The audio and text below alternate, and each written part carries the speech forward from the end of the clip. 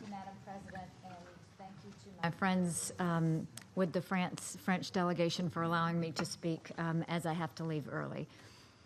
Thank you to the briefers for updating the Council on Elections Planning in the Democratic Republic of Congo. In particular, thank you, Madam President, for calling this very important and timely meeting, because we are, in fact, running out of time. Today, the DRC is 118 days away from Election Day. That's less than 4 months for the government to finish organizing free, fair, and credible elections. Fortunately, we have already reached an important milestone. President Kabila did not register as a presidential candidate before the deadline, guaranteeing that he cannot legally stand for re-election or legitimately serve as president past January 2019. The United States welcomes reports of President Kabila's intent not to seek a third term. This is an important step towards a peaceful transition of power. History will look favorably on President Kabila's decision if it culminates in free, fair, and credible elections that translate into a lasting democracy for the Congolese people, a legacy that we hope he earns in the coming months. While we recognize progress, we cannot deny the red flags and unanswered questions that remain. With less than 4 months to go, how will CENI transport elections materials to more than 90,000 polling places? Will there be enough voting machines, or will authorities extend voting by days or even weeks? Can the authorities recharge voting machines with only a 12-hour battery life?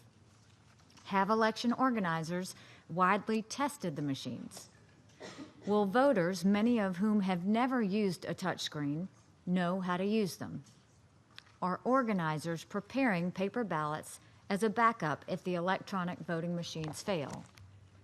These questions raise problems, but there are solutions.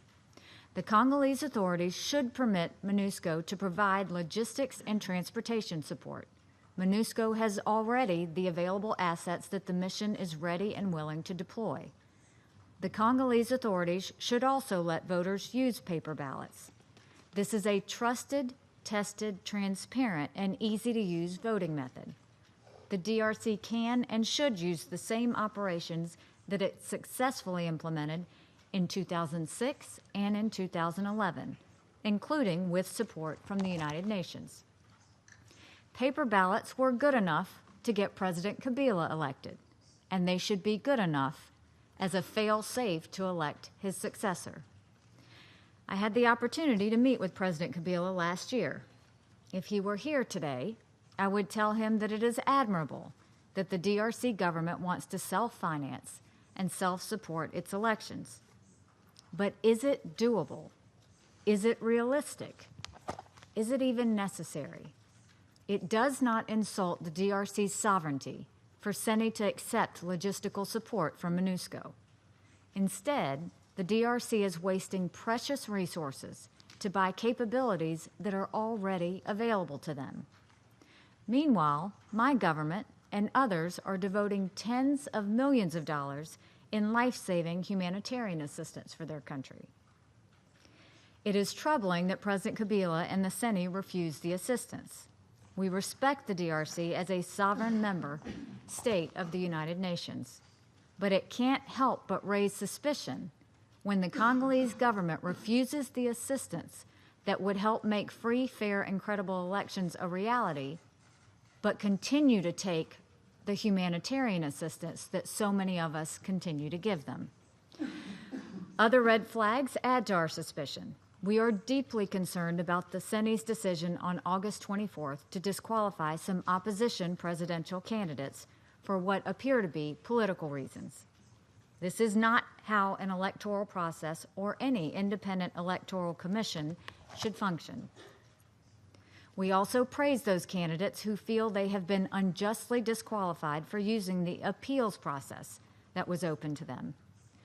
By abiding by the rules of the domestic process, opposition and civil society organizations further reinforce just how much independence DRC's National Independent Electoral Commission has lost during Mr. Nanga's tenure. The National Assembly president also continues to deny the wish of an opposition party to replace its Senate candidate in violation of the December 2016 St. Sylvester Agreement. The Minister of Justice continues to detain dozens of opposition members and civil society activists, again in violation of the St. Sylvester Agreement.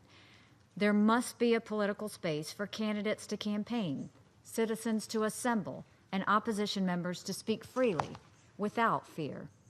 There can be no violence, intimidation, harassment, or silencing of the opposition. Political parties must be able to compete on a level playing field. We will never know the will of the Congolese people without an environment conducive to elections. We have 118 days. These problems are fixable. There is still enough time. The suspicions we have may come up to nothing. Ultimately, though, the Congolese government must choose. The hopes for self-determination of more than 80 million Congolese citizens are riding on the decisions that President Kabila and the Senate will make in days and weeks ahead. Now is the time for choosing. We ask them to choose support for MONUSCO, choose free, fair, and credible elections on December 23rd, choose a peaceful transition of power in January 2019, and by doing so, choose a better future for generations of Congolese to come. Thank you.